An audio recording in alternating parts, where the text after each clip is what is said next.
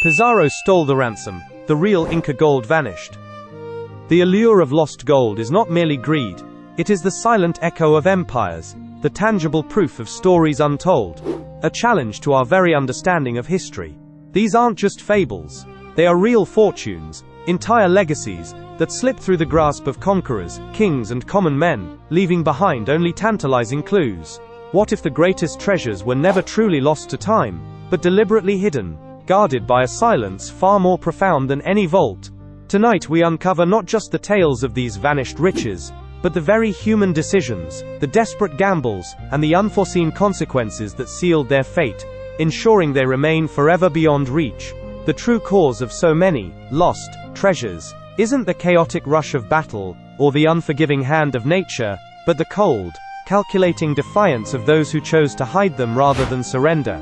Consider the fate of the Incas' most sacred gold, not merely the ceremonial pieces melted down by the Spanish, but the very essence of their empire's wealth, the ransom promised for Atahualpa.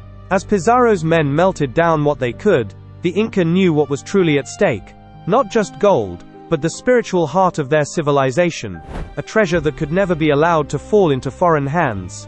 This wasn't a spontaneous act of desperation. It was a deeply ingrained cultural imperative, a sacred duty to protect the very symbols of their connection to the gods, even if it meant burying them forever. The Inca had an entire network of chasqui, their legendary runners, capable of relaying messages across hundreds of miles in days, enabling a coordinated effort to divert the most precious artifacts. They weren't merely moving gold, they were moving history, entire libraries of quipu-knotted records, and the most exquisite works of art, all under the very noses of the invading conquistadors.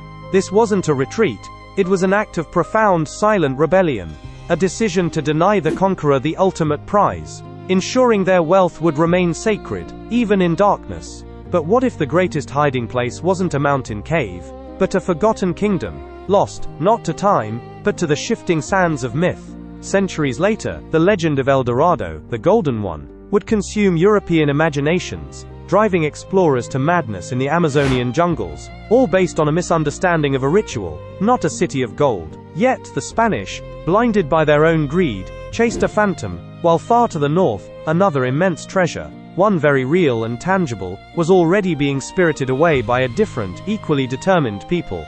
In the spring of 1520, as Hernan Cortés marched on Tenochtitlan, the Aztec Emperor Moctezuma II, faced with the impossible choice of resistance or diplomacy, attempted to appease the invaders with staggering gifts of gold and jewels.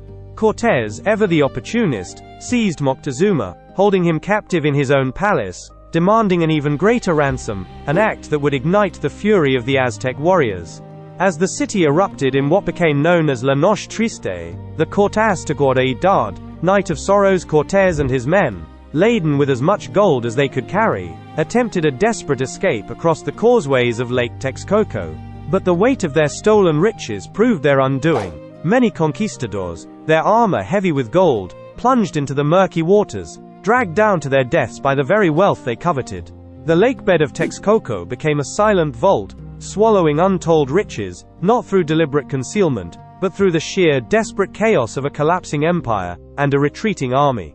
What if the greatest treasure wasn't hidden by design, nor lost to battle, but simply misplaced? A king's ransom buried by a desperate man on the run, only to be forgotten by history.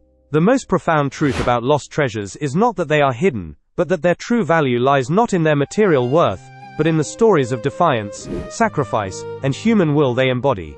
The Incas' gold, the Aztecs' submerged wealth, the countless other hoards that have vanished from the historical record, represent not merely lost fortunes, but the refusal of entire civilizations to be utterly consumed. They are monuments to a choice: to deny the conqueror the ultimate satisfaction, to preserve a piece of sovereignty, even if it means burying it forever beneath the earth or the waves. And perhaps, this is why we continue to search, not just for the shine of gold, but for the echo of those who chose to lose it, rather than let it be taken, a silent testament to an unyielding spirit that still resonates today. Given the profound human stories behind these vanished treasures, is the true act of finding them a triumph, or a violation of the silent defiance that hid them in the first place?